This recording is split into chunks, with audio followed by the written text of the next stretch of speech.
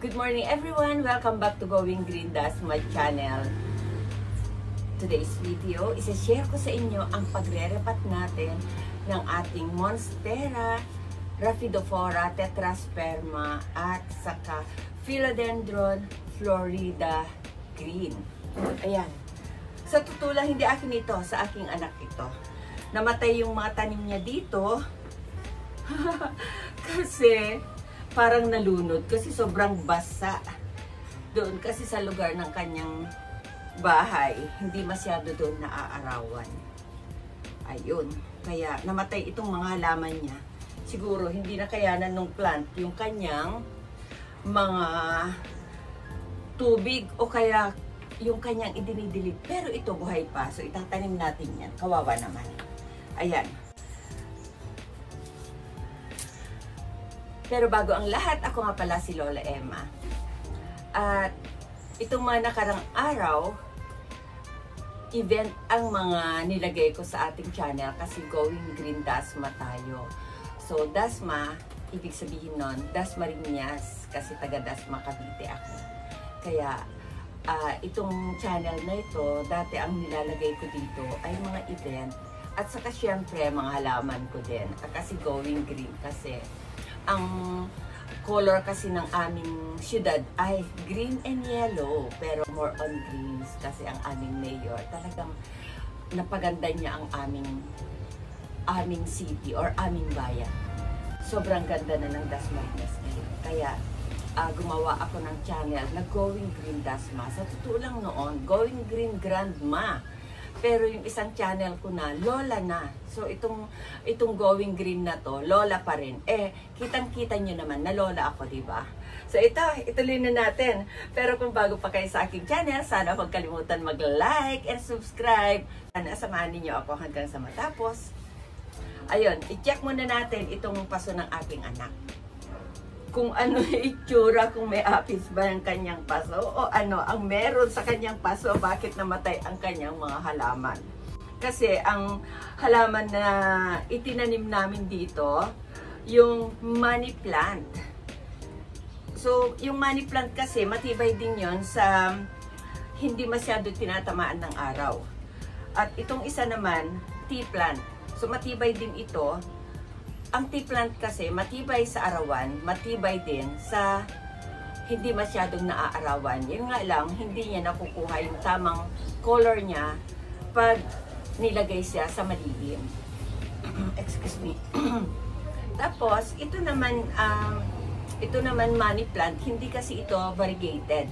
Green lang ito, kaya matibay ito sa lilim kaya lang maaring nalunod ito. Kaya namatay. So i-check natin yung kanyang lupa kung yung lupa ang problema o naman kaya yung kanyang paso. Totoo lang ha. Meron akong chika. Ang anak mong panganay sobrang selan kasi. Yung harap ng bahay niya ayaw maputik pero mahilig sa halaman.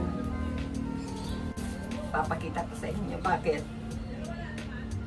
Tinakpan ba naman ng Scotch tape yung drainage o yung butas ng kanyang paso para hindi daw lumabas yung lupa? Oh my goodness! Diba? Malulunod nga talaga. Tingnan nyo. Oh, dikit-dikit ang lupa. Malulunod nga naman talaga. Oh. Ang ganda kaya ng garden soil o potting mix na nilagay ko dito kasi marami itong pumice stone at saka maraming ipa para mag-absorb sa kanyang mga mga extra water na ididilig. Pero talaga na-stuck nga naman yung mga tubig. Ang bigat to. Kasi may Scotch tape sa ilalim. May Scotch tape yung kanyang mga paso kasi ayaw magputi sa harap ng bahay niya. Alam mo. Kaya ito, katawa-tawa naman yung anak ko. Mahilig sa halaman, pero ayaw magputik yung harap. Oh my God. Ayan. So, butasin natin. Butasin natin para makalabas yung ano. Ito nga, oh, flat na yung ilalim. Oh my God. Ito flat na, sa totoo lang, dapat itong side, meron din itong butas. Kung hindi naman, nakapatong ito sa magkaroon man lang ng hangin sa bandang ilalim. Pero ayaw niya eh. Kawawa yung mga plants niya. Buti na lang yung kanyang mga plants na photos at saka ibang philodendrons niya nahiyang sa pag-aalaga ng aking maselan na anak. Pero itong dalawa na ito, hindi nakaligtas sa kanyang pag-aalaga. Kasi nga naman, tinakpan yung butas ng paso, di ayun, namatay yung dalawa. Nalunod. Ang ganda ng lupa nito eh. Fresh pa yung lupa nito kasi kailan lang to. Ayan, so ituloy na natin.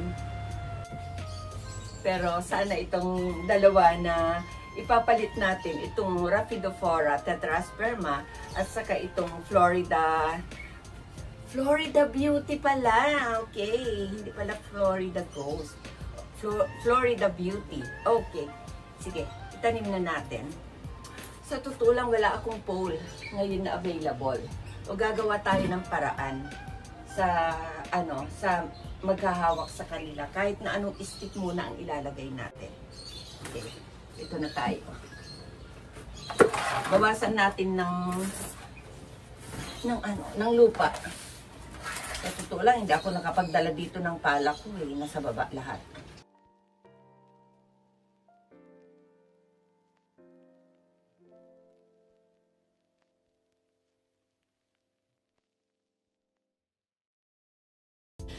Medyo hindi siya maganda agad tingnan kasi nga wala siyang rope na nakapulupot dito.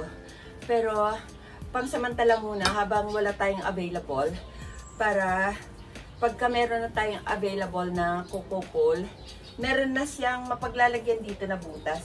At para hindi ma-damage yung kanyang ugat. Kasi kung sakalang tayo maglalagay ng coco rope at nagapang na yung ugat, sayang kasi kung ma-damage pa yung tumubong ugat. Naghihil naman ang ugat ng mga philodendron o monstera natin. Pero mas okay na habang ngayon na bagong tanim, meron nang hahawak sa kanila. Ayan.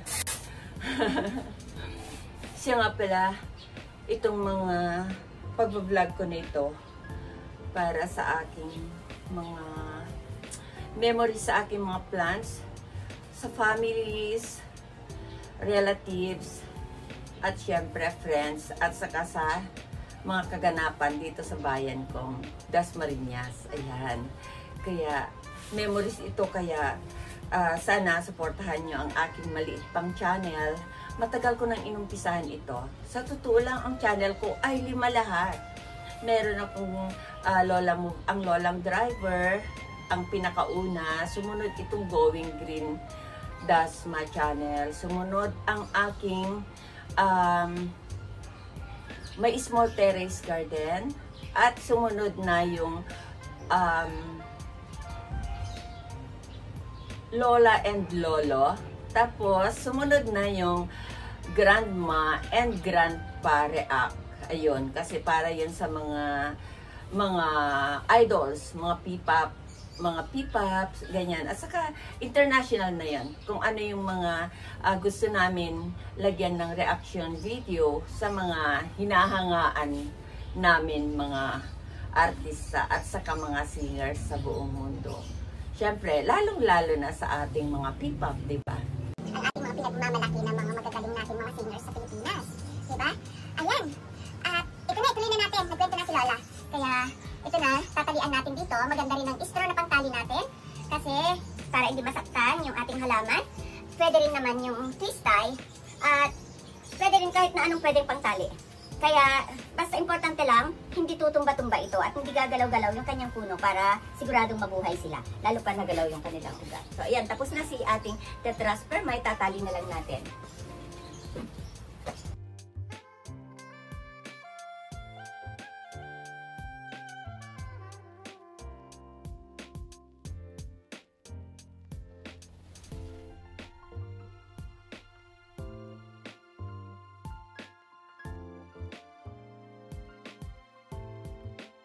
Sinasamantala ko lang naman ngayon na malakas pa ako.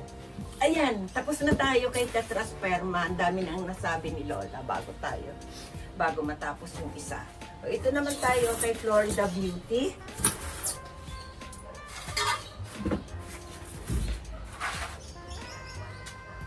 Saan kayong aking pala dito? Na-misplace ko kasi yung aking pala dito sa taas eh. Okay? Parang may pala yata ako dyan, apo. Nasa gentry kasi isa. Ang mga pala ko, nakalimutan ko saan ko pinaglalagay. Yung pala na maliit. Parang nandoon sa bakal na patungan doon sa may tabi ng dog. Yung papunta sa laundry. Di ba may bakal na patungan ko doon ng halaman? Tapos may makita kang pala na maliit doon. Ayan. Magkakaroon na ako ng pala. Ito yung ating ilalagay na Florida Beauty. Dalawa ang ating pagpipilian. Ito ba? O ito, ha? Mas maganda ito para matangkad na agad. Ay, nagbago agad ang isip ni Lola. Grabe. O, maikli naman yung kanyang stick. Sige, ito na lang. Kunin natin ito. Para matangkad agad. Para nakikita agad ng aking anak. Yeah, come here. Yeah. Ah, kinapo. Ingat.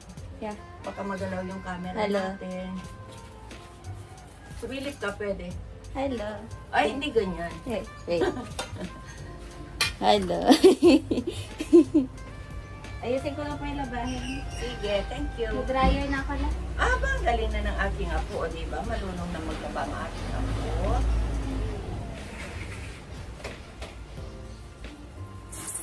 Ayan. So, ganito lang muna ang gagawin natin. Yan.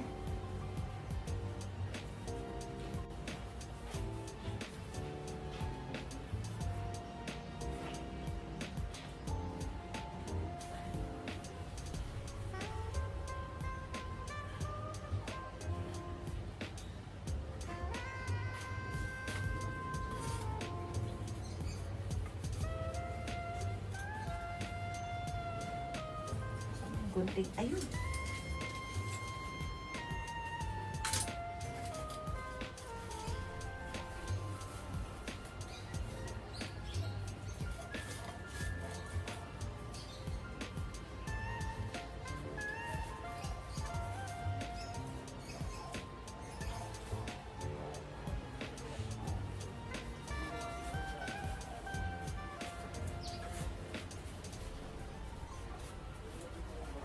Yan. Itatali lang natin ito.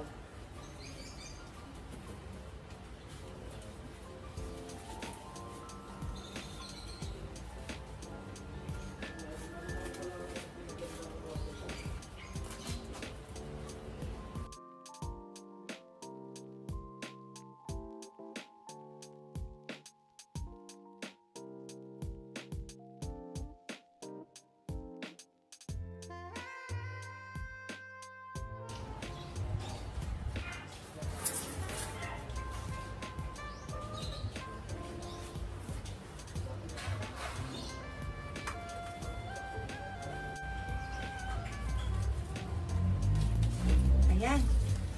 Para makapalagad, ilagay natin ito.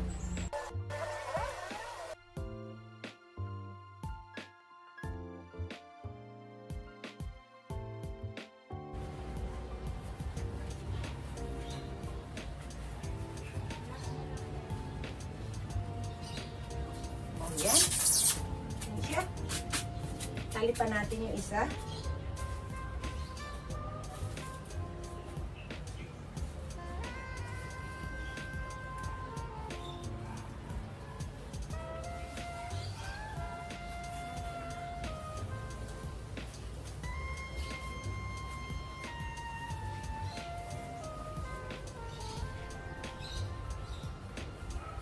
Okay. Itong mga itinatali natin na straw, aalisin din natin itong mga ito. Papalitan na lang natin ng twist tie.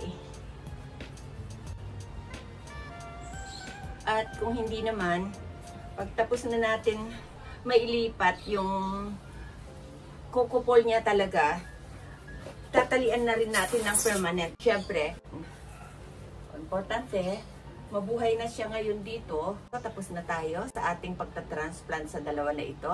Maraming salamat ulit sa inyong panonood. Sana huwag magsawa sa suporta sa channel ni Lola. Maraming salamat ulit. Happy planting. Bye-bye! Ito na yung ating finished product. Si Monstera Tetrasperma at saka si Florida Beauty. Ayan, si Florida Beauty natin. Ayan. Kagaya nga yung sabi ko kanina, ilagay muna natin sila sa pangsamantalang pole dahil nga wala tayong available na cocoa pole.